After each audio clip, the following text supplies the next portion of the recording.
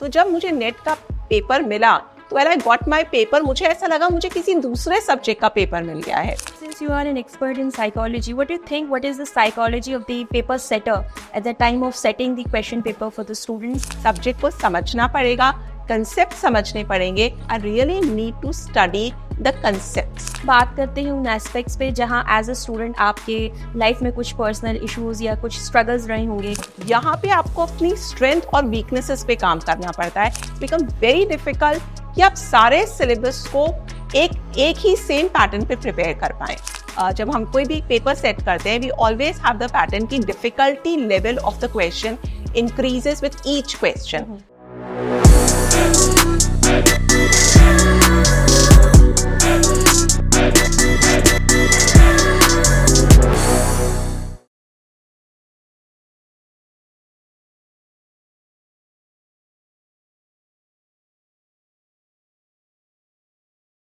Welcome to NET talks episode 2 और आज हमारे बीच मौजूद हैं डॉक्टर अर्पिता कक्कर जी.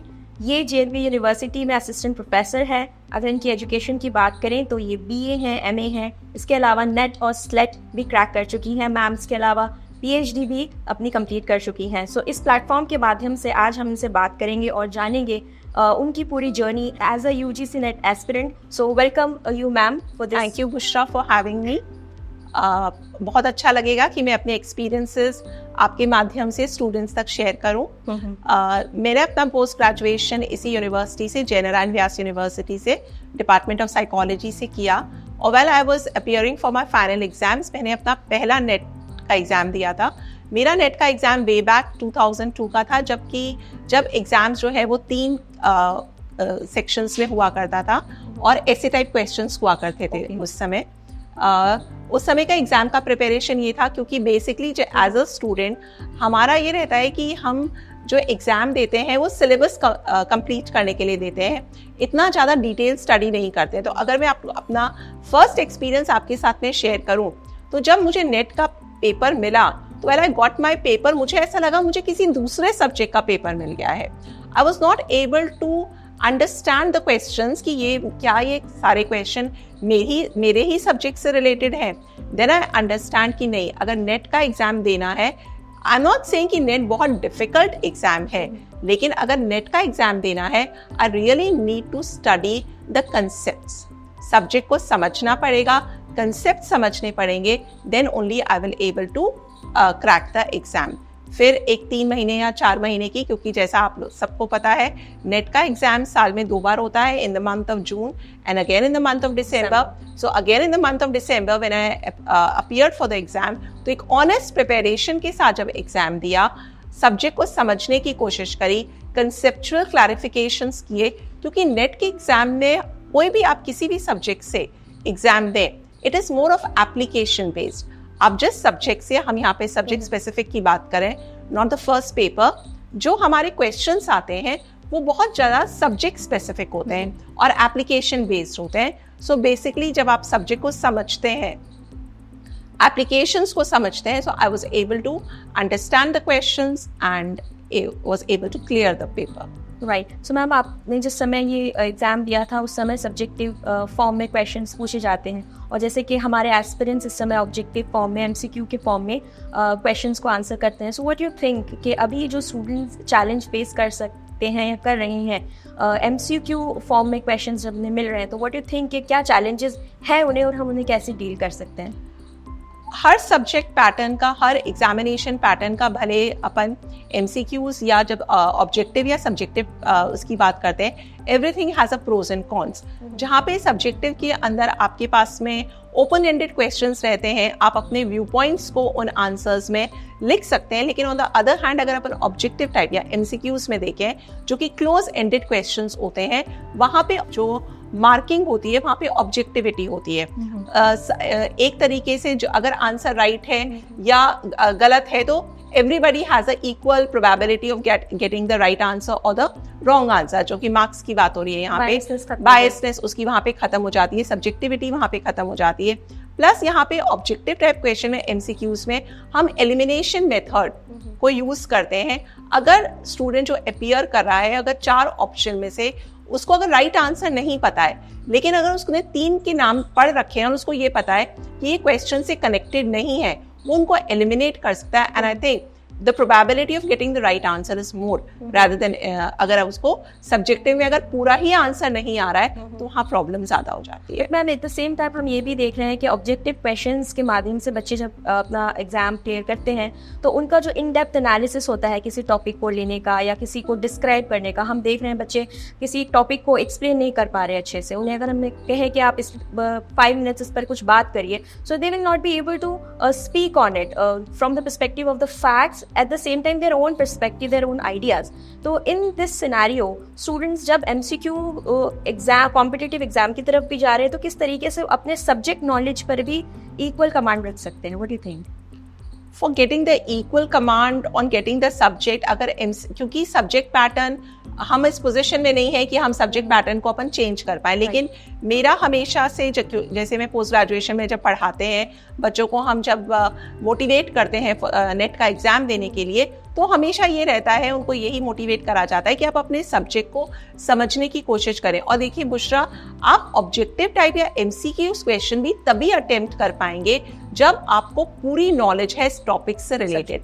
अगर आपको एक सुपरफिशियल नॉलेज है, अगर आप इन डेप्थ उस टॉपिक पे नहीं गए हैं, तो you will not be able to understand the question, और आप उनकी ना तो ऑप्शंस को समझ पाएंगे और उनका जवाब नहीं दे पाएंगे। अगर आप सब्जेक्टिव आंसर अटेम्प्ट करते हैं या ऑब्जेक्टिव आंसर अटेम्प्ट करते हैं, तो दोनों के लिए जरूरी है इन डेप्थ नॉलेज। और कोई भी स्टूडेंट किसी भी कॉम्पिटिटिव एग्जाम के लिए प्रिपेयर कर रहा है, उसके लिए in depth knowledge of the subject is essential. So since you are an expert in psychology, what do you think, what is the psychology of the paper setter at the time of setting the question paper for the students? और जो कि 83 exams across India हम cover कर रहे हैं UGC net में, तो आपको क्या लगता है कि वो स्टूडेंट को what is their approach while they are drafting the questions for the students? अगर मैं एक छोटे लेवल पे अपने आप को भी एग्जामिनर देखती हूँ, जब हम कोई भी पेपर सेट करते हैं, we always have the pattern की difficulty level of the question increases with each question. Starting के अंदर the difficulty level is very less and gradually as we approach हम डिफिकल्टी लेवल को थोड़ा सा बढ़ाते हैं। नेट का एग्जाम अगर अपन ओवर द ईयर्स अगर अपन पेपर्स को देखें तो ये रहता है कि शुरू के जो क्वेश्चंस है वो कंसेप्चुअल बेस्ड होते हैं, मोर ऑफ फैक्ट्स पे बेस्ड होते हैं, लेकिन धीरे धीरे जैसे जैसे डिफिकल्टी लेवल उन क्वेश्चंस का बढ़ता है वो एप्लीकेशन बेस्ड हो जाते हैं, और वो वहाँ पे सब्जेक्ट को उस जगह सब्जेक्ट इन द सेंस उस कैंडिडेट को अपने आप को उस जगह पे प्लेस करना पड़ता है कि अगर मैं इस जगह पर हूँ तो what would be the best possible solution, or what possible answer for me in this scenario. तो उस कंटेक्स्ट में मेरा स्टूडेंट्स को हमेशा से और मैं हमेशा आपके माध्यम से भी यही एडवाइस करना चाहूँगी कि students in depth knowledge of a particular topic रखें।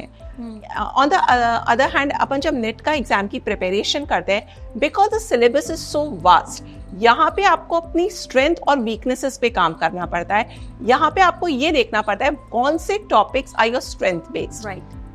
क्योंकि अगर अपन चीज़ों को ऑब्जेक्टिवली देखें तो इट्स बिकम वेरी डिफिकल्ट कि आप सारे सिलेबस को एक ही सेम पैटर्न पे प्रिपेयर कर पाएं। There will be certain topics जिन पे आपका कमांड बहुत ज्यादा अच्छा होगा, और कुछ ऐसे टॉपिक्स होंगे जो मेरे वीक पॉइंट्स होंगे। You mean to say that you have to give a weightage to each? You have to give weightage to each and every topic. और जो आपके टॉपिक्स आपकी स्ट्रेंथ है उनका आप इन डेप्थ नॉलेज और आप डिटेल के अंदर करें, सो दैट आप उनको बेटर प्रिपेयर करें। चलिए अब हम बात करते हैं उन एस्पेक्ट्स पे जहाँ एज अ स्टूडेंट आपके लाइफ में कुछ पर्सनल इश्यूज या कुछ स्ट्रगल्स रहे होंगे, तो वो आप हमसे डिस्कस करना चाहेंगी। या श्योर बुशरा, एक्चुअली मैं एक उस कैटेगरी को बिलोंग करती हूँ जिसको कि स्पेशली चैलेंज्ड कैटेगरी के अंदर आता है। जैसा कि एविडेंटली है कि मैं भी एक व्हीलचेयर यूज करती हूँ और प्लस मेरे थोड़े से हैंड मूवमेंट्स में भी प्रॉब्लम रहती है। तो अगर मैं अपने स्टूडेंट लाइफ के एक्सपीरियंसेस की बात करूँ, आई वॉज फॉर्चुनेट इनफ कि जहाँ पे चीज़ें बहुत आसानी से होती चली गई, मुझे बहुत ज़्यादा डिफ़िकल्टीज नहीं आई। जहाँ पे जब मैंने अपने GNU के अंदर एडमिशन लिया, पोस्ट ग्रेजुएशन के अंदर एडमिशन लिया, तो क्लासेस वर अरेंज, जहाँ पे डिपार्टमेंट वैसे ऊपर हुआ करता था लेकिन नीचे क्लासेस अरेंज करी हैं। I am very thankful to GNU department. लेकिन जब मैं अगर अपने नेट के एग्जाम की प्रिपरेशन, जैसा कि हम यहाँ पे बात करें, उसकी बात करें तो क्योंकि way back I attempted my net in the early 2000s, तो जब हम वहाँ पे उस समय इंटरनेट फैसिलिटीज़ इतनी ज़्यादा अवेलेबल नहीं थी, हमने अपनी पढ़ाई जो है वो लाइब्रेरी में बैठ के करी है। तो उस समय वहाँ पे जब लाइब्रेरी में बैठ के पढ़ाई करने जाया करते थे, because the books were arrange on the upper shelfs of the library, तो अगर मैं कुछ डिफ़िकल्टीज़ की बात करूँ तो वहाँ पे ये डिफ़िकल्टी हुआ करती थी कि हमेशा किसी दूसरे के ऊपर डिपेंडेंसी रहती थी कि ये जो दूसरा इंडिविजुअल है वो मुझे किताबें निकाल के देगा, then only I will be able to study. या वो जो कई बार ऐसा होता है कि जब अपन खुद अपनी बुक्स को, या जैसे अगर आज हम इंटरनेट सर्व करते हैं तो ये अपने कंट्रोल में रहता है कि मैं कौन सी साइट को खोलते हैं। अब जब आपके ऊपर किसी दूसरे की डिपेंडेंसी रहती है, कोई दूसरे आपको बुक्स निकाल के दे रहा है, तो हो सकता है उसकी चॉइस ऑफ बुक्स पे मेरी डिपेंडेंसी हो जाया करती थी। मुझे ऐसा लगा, कई बार मेरे दिमाग में बात आती थी, शायद मैं अपने आप कोई बुक निकालूं तो I would choose a better one rather than this individual is providing to me। ये उस समय एक बात हमेशा रहती थी। अब वो धीरे धीरे वो चीज़ें ओवरकम हो गई हैं because we have internet in our hand. तो अब मैं जो साइट या जो चीज़ें मैं गूगल करना चाहूँ या मैं पढ़ना चाहूँ, अप टू मी। तो जब मैंने वो चीज़ें प्रिपेयर करी थी एज अ स्टूडेंट, तो बेसिक डिफ़िकल्टीज ये आई थी। लेकिन ये डिफ़िकल्टीज जब तक मैं टीचर बनी, एज असिस्टेंट प्रोफेसर हुई, ये डिफ़िकल्टीज अपने आप रूल आउट हो गई।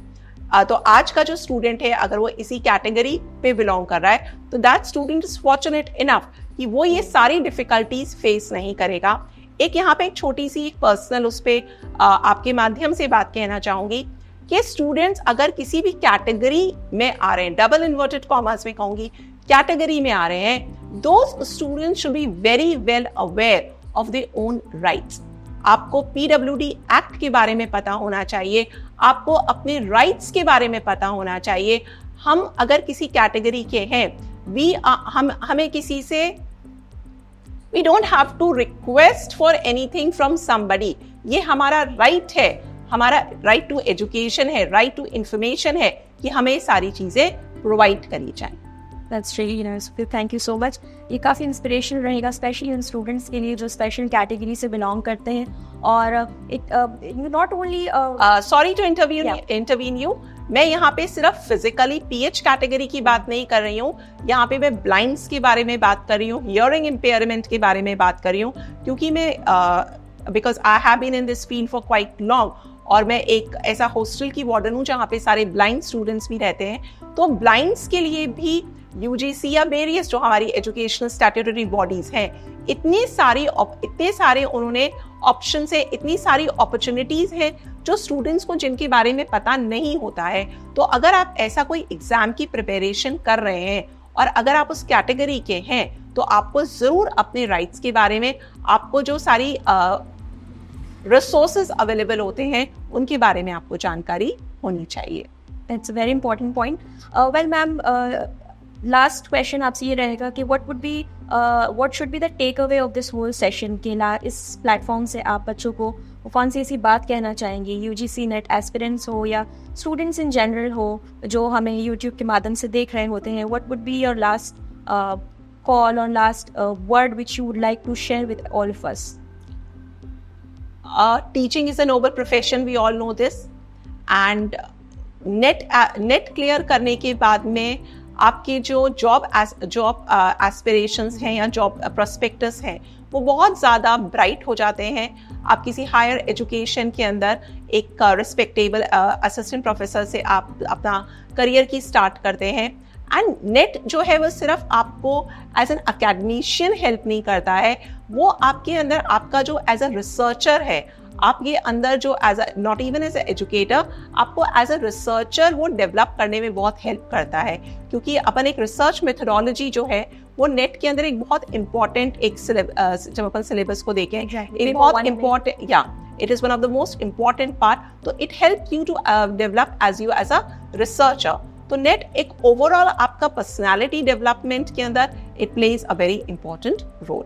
Right. So I think it is a very good job prospectus for any postgraduate. Right. So NET UGC NET examination is not only a competitive exam students, but it is also providing a holistic development not only in academics but as a researcher also. So this is a takeaway for this particular session. जो कि हमने ma'am के through आज समझने की कोशिश की है. So thank you so much ma'am, thank you so much for thank you joining us. Bushra, thank you so much for having me. Thank thank you. You.